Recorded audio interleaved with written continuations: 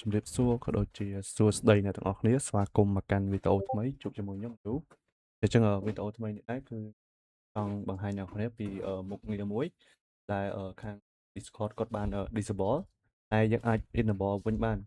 គឺជា function របស់ Discord Party Mode កាលពីcelebrate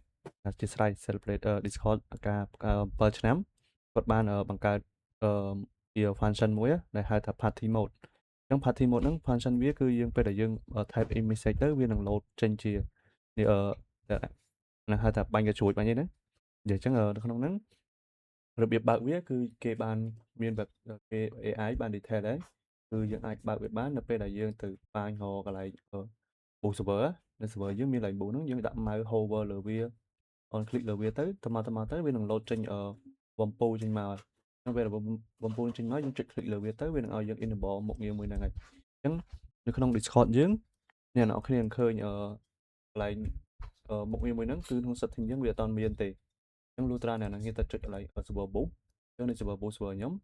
អញ្ចឹងអ្នកនរគ្នាគ្រាន់តែចុច mouse hover លើនេះឬក៏ click អីចឹងទៅតែបើ click វានឹង load ចូល page នេះអញ្ចឹងយើងដាក់ hover ទៅមកទៅវានឹង load ចេញបំពុះមកកន្លែងនេះអញ្ចឹងយើងចុចគាត់លើបំពុះហ្នឹងទៅជាតុក្កតារបស់ Discord ណាជាស្រេចទេអញ្ចឹងចេញមកហើយយើងគាត់ចុចលើវាទៅវានឹង load មុខងារមកនេះ party mode យើងសូនៅកន្លែងនេះអញ្ចឹងអ្នកអាច enable វាបានអញ្ចឹងដល់ពេលដែល enable វានឹង load ថាយើងពី mode active មកហើយវានឹងមាន achievement ជាច្រើននៅក្នុងហ្នឹងអញ្ចឹង achievement នេះបើសិនអ្នកនរគ្នា complete ខ្ញុំប្រហែលជា load បាន badge មួយឈ្មោះ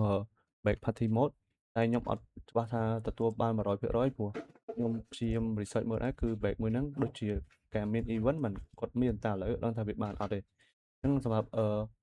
តកតមួយ achievement គឺអ្នកនរអាចរកមើលខ្លួនឯង research មើលខ្លួនឯងថាណាធ្វើអីខ្ញុំអត់ច្បាស់ថាធ្វើទេខ្ញុំឥឡូវខ្ញុំព្យាយាមពងធ្វើដែរគឺតកតមួយ